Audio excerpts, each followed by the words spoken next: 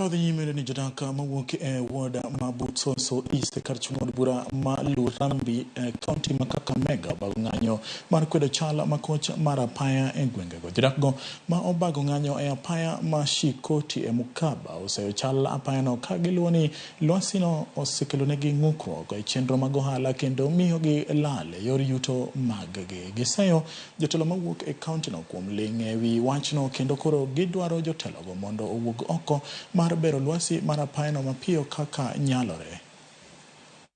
Mimba ikatoka mtoto akafariki.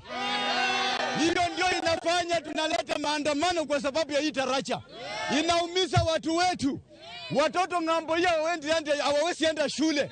Watoto ng'ambo hii hawawezi enda ng'ambo hii. Sababu ya njia na taracha. Tunadai haki yetu.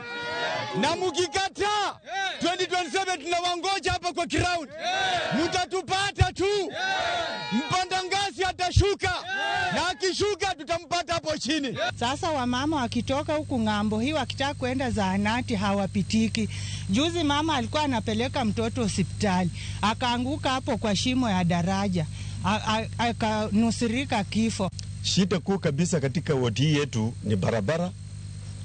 Na barabara hizi zetu kweli zimeharibika. Lakini sasa shida ni kwamba inatakana tupate pesa kutoka kwa ofisi kuu ya gavana. Zile 20 milioni ambazo aliagiza kwamba ataleta, wananchi wanasema kwamba zimekuja ili hali asijafika.